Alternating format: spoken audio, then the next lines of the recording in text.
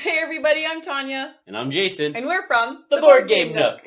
Today we're going to talk about Shrinkopolis. This is a game on Kickstarter and it's made by Ondra Sekanina and studio artBLOCK. It's a 1 to 4 player game. Plays in 15 to 40 minutes. It's a city builder card placement game. And it is also a prototype we're playing with today, so the pieces might change. All right, let's get into it. In Shrinkopolis, we have shrunk ourselves because the world is in crisis and resources are cheaper when we are smaller, and we're going to build our cities at that size. The game will take place over 7 rounds. The person with the most joy points at the end of those 7 rounds wins the game. Mm-hmm. To do this, on your turn, you're going to pick 2 cards from the array. They must be adjacent to each other. One must be a city card, and one must be a resource card. After you've picked them up, your city card must immediately then be built in your city, like so. And you attach it to the link. Yes. When you make a link between two spots, for instance, right here, you will get the resources depicted on that link. So in this case, I would receive 1 red pip or 1 food resource. You keep track of that on these die. So you have 1 or 2, 5, 6, that kind of thing for either red, yellow, or blue, which is food, activities and tools. When you're after you've placed your city card, which I should have left, there we go. After you place your city card, you then have the option to purchase a card, a reward card. It can come from the marketplace, which always has 3 cards in it. It can come from your personal reserve, which you can have a maximum of 3 cards in, or you can purchase the card that you just drew, the reward card that you just When purchasing a card, the top right-hand number is the amount of resources that you need to pay for that card to build it into your city. So if you have the resources, you place down that card, and then when you place down that card, you get the resources that are attached to those links. So rainbow ones are wild, universal ones, and then of course that gives you more resources, so then you can buy more cards. There's no limit to that. As long as you have the resources to buy the cards, you can buy as many. Keep going, which can create a nice cascading effect, and you can place on multiple cards in a single turn. Now, what cards are you trying to purchase? Well, you got a few choices. The blue cards are your activity cards, and they will have the most joy points on them. They're basically activities for your people in your city to do. You will then have animal cards, which are a lot of fun because the first person to build an animal card will then receive that Animeeble, which is my favorite. So if I built the fish, then what'll end up happening is when Jason puts down a card and I want those resources, I can use my fish and say, I also want 2 wild resources because you just got that. And it's just a good way to gain resources when it's not your turn. Now he has my animal and he can use it on someone else's cards. At the end of the game, on the last round, whoever has the animal on the their actual city, animal, they get an extra point at the end. So it's a push and pull of you want to use your animal so you can gain resources during the game, but then you want to maybe keep or hoard your animals that are on your city because it will be worth points. Or because you like animals. Yeah, or because I want to keep my gerbil, which is my favorite. The next type of card, they're yellow cards, and they are tool cards. They provide you a 1-time per turn bonus, and there are 3 different kinds. There's a glue stick, there's scissors, and there's a paintbrush. The paintbrush lets you spend a die of a different color to purchase a different resource. So for instance, I could have a red die that could then purchase a yellow card. The scissors allow you to get like a refund, not a refund. Well, it means when you have die, like if I had 4 pips on my red die and the card only costs 2, the whole thing has to go. So what scissors does is it helps you use only the amount that you need, which is great. The third one is the glue stick, which means that you can use 2 die of the different colors to buy 1 card, which is important because when you're talking about like the fish, the wasp is like 5. Some of the more expensive cards. It's very hard to just try to accumulate that yourself. You'll get 1 or 2 resources at a time. So I found that the tools were very, very important because it helped me buy really expensive cards faster, and then I could build more fun things in my city. As I stated, the game will end once the last person has built their 7th city card. Then you'll go through end of game scoring with points coming from the end of game objectives, your own personal objectives that you've built into your city. Mm-hmm. You'll get points for enemy meeples that are still in your city, and you'll get points for the joy link points that you've made. So, for instance, the purple linkages on the blue cards, joy points. Yep. So there's lots of ways to gain points, joy points in this game. So this game can be played from 1 to 4 players, and it is a different experience at each player count. At 4 players, there is... Well, you can't plan as much as you want to. When I'm like, okay, I'm going to like make sure I have resources to get these 2 cards.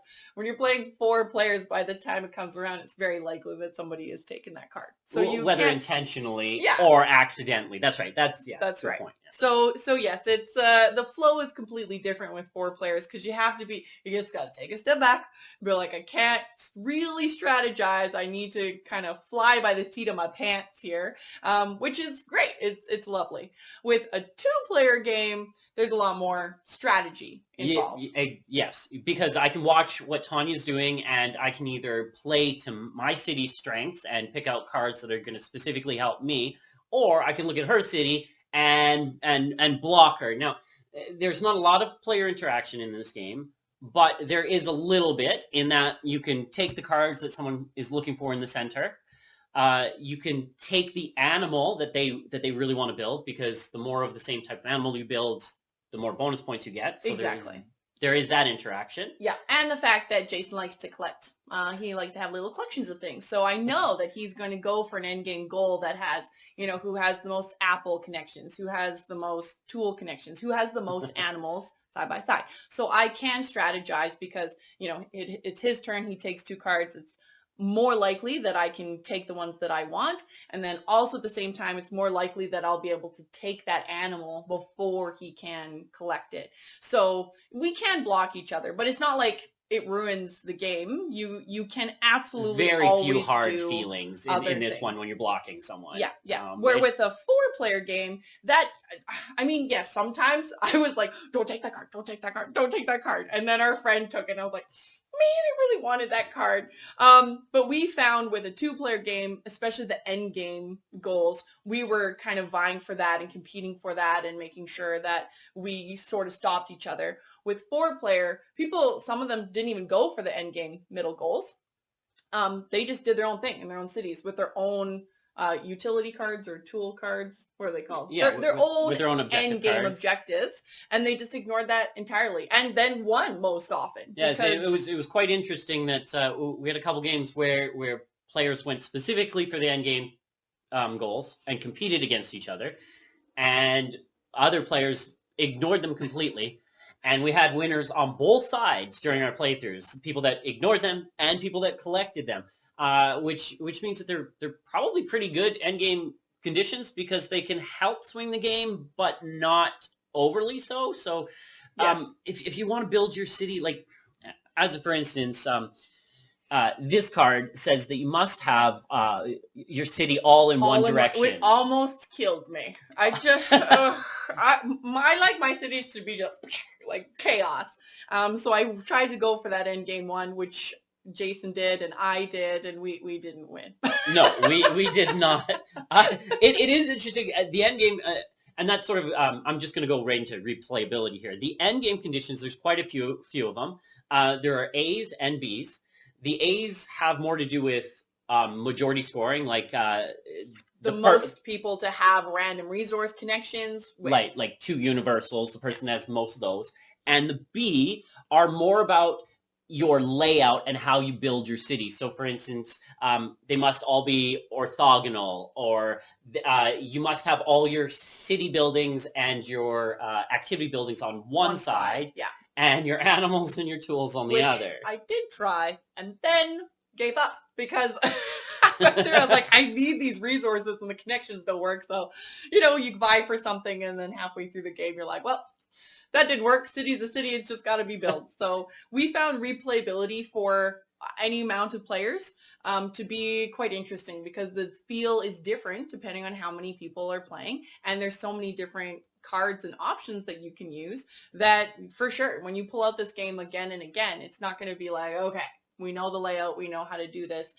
It can change like the tide, just up and down as it goes. And then on top of that, you also get personal objective cards. You'll start the game with one, which you'll have yourself, and then the other one, so you get a choice of two. The other one that you don't choose will be put into the main deck, and you know that it will be coming up. So, Jason knows it's coming up. I immediately forget what that card was. Like, whatever.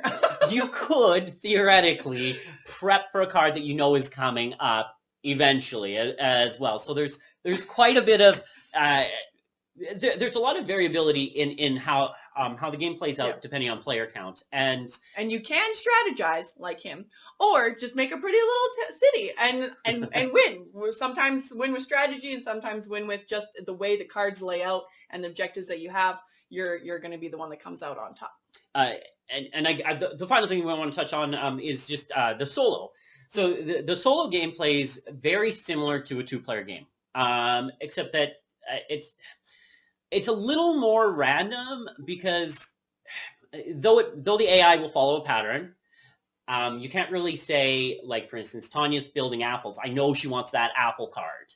You can't do that with the AI because it's a little more random, but that doesn't affect the game. It's still really enjoyable at solo play, and it's great at two players and fun at four. I think this game hit all those spots very, very well. Yeah. So who is this game for? Novice or experienced, we had a great time with this game. We played it initially with people that have not played heavily intense games before, and the ease of teaching it and then playing it with just a few random hints here and there for them. They got it immediately, and the flow was fantastic. We didn't have to get into super crazy detail, but they did find that they weren't struggling or having, analysis paralysis. Yeah. There was no moments of like, oh, I don't know what to do. This is overwhelming. That never came up. Then we played it with our board gaming group, which we have been playing with for many, many years. And it was like, quick, like fast. It was, very fast. Got it. Rules were picked up, and we were flying through the game and multiple times quite quickly. We did, and had a great time with that as well, because we could get a little bit deeper, and we could sink our teeth into it a little bit more and compete and strategize and, as much as you can with a 4-player game, but also just they understood and we understood, and so we could get into all of the very different things going on a little bit deeper. So both ways. Found it quite enjoyable. Both ways, yeah. And because of that, this game might hit that interesting spot of being a great step-up game. So you've played Carcassonne or Splendor or some of these more very light intro games. This game might be the next one you could introduce to a group that is looking for something a little more complex, but they don't want to break the bank right away with something like Agricola, and they don't want to be stressed about resources. It's just... We also found, though, that when we do our board gaming sleepover weekends, where we're playing board games for 3 days straight, this would be a fantastic middle game where we've broken our brains over a 7-hour board game, and we just need something that's light, 45 minutes, or 15 to 40 minutes? Yeah.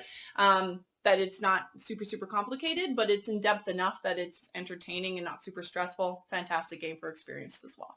So for rules teaching, the rule book, I read it, I understood it quite quickly, and I was able to teach it fast. Yeah. Very, very rarely.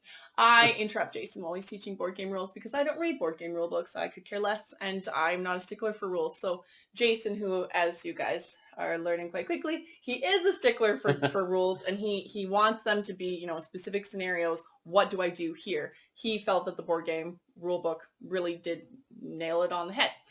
For me, though, I found that I was excited enough the second, third time we're playing and teaching a different board game group that I was interrupting him while he was teaching the board game and be like, oh yeah, and also if you want to have, your little hamster, you can put it here, you could do that, which I don't really do. So I took that as a good sign. Well, Jason was probably a little bit annoyed with me, but I took it as a good sign that the rules were just logical enough and fun enough that it was like, yep.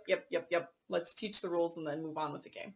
And it was easy to teach, and the interruptions were fine. That was I'll talk about it. I talk about the artwork. Were you going to talk about the artwork? I was going to talk about Okay, but I'm going to talk about the artwork. At first, when we were playing this game, I felt that the background artwork was a little toned down, a little dull. And I was like, I don't know. I mean, I guess it could be better. But then as we were playing it, I changed my mind entirely. These are important. The iconography on the cards is what the game is about. You need to see across the table what the other person has connected to get the resources and where they're going with that and how that's going through. So it's not the artwork in the back that's important. It's the iconography that must be in the foreground for when we're counting up points, especially. Like, you need to be able to read it all with quite easily. This game does a great job of having good artwork that is muted, that highlights the important parts on the card, and you can see at a glance, even across the table, what your opponent's building and what they're looking for. I can tell, okay, Tanya's going for empty links, so I have to prevent empty links, or she just picked up another universal linkage card, so I have to prevent her from getting another one if I want that end game condition. And though this game can become big and sprawling, at a glance, you can still identify where the links are across the table, and that's important. That's right. But then, if you want to get a little bit more in depth with this, again, I changed my mind completely, okay? I apologize initially for my initial thought of being like, the artwork's a little... No. I have two favorite cards in this deck that are wonderful. So this card, it's a graveyard, and because we're miniature, we're shrunken, they can't see that.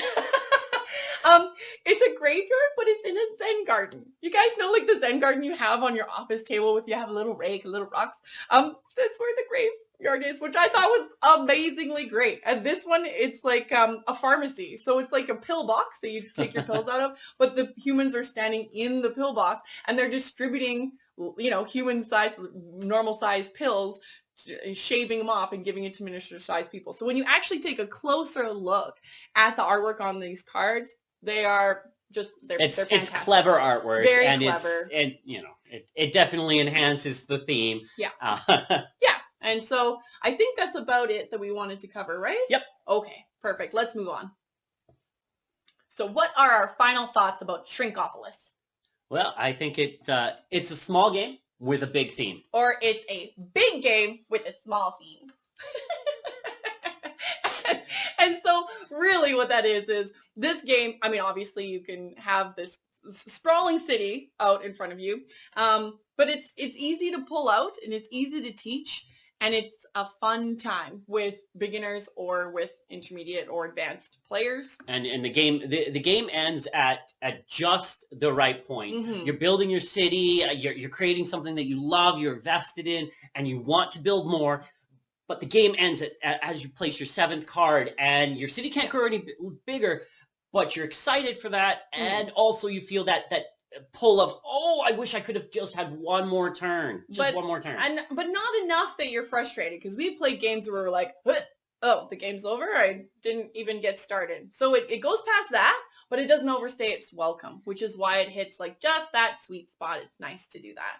And then even afterwards, after you finish playing the game, well, me especially, I keep thinking about the game. I'm like, okay, so I put my animals like this. Is there something I could have done better? Mm-hmm. Should I have negated following the end game condition and instead built my city, however, to get those extra few points to take that victory? And that right there, you guys, is a very, very good sign that Jason really did enjoy this game. If Jason's lying awake in bed ruminating on the game that he's playing, it's good. It's solid. There's a drive to put, and I wasn't just the only one. The other players at our table, they had the drive to play better in their next game. One player, she didn't do very well in her first game, and then she obliterated us in our next game, and she was so proud, and she's like, I learned what I needed to do from the first game, and she was excited about that. And that, coupled with the replayability of the objectives and the end game scoring conditions and the thought of always wanting to do better, it's great for bringing out the game with other players, but also great for a solo game, because you can always try and improve on that. And yeah. So I guess what it is Shrinkopolis, you win. It's Shrinkopolis, the most joy points Yeah, wins. the most yes, joy. The It brings us Joy-City. joy. Yes. This game brings us joy. Thank you, everybody, for watching today. Yes, thank you for watching. And I will talk to you later. We'll talk to you later. Yeah. Bye for now. Bye for now. Hi, everyone. I'm Tanya from Board Game Nook. Please like and subscribe on Facebook or YouTube, or you can check out our website at boardgamenook.com. If you're in the Edmonton area, we run a board game rental store. So please check that out. Have a great day. Bye for now. In Shrinkopolis, we have shrunk ourselves so that it's...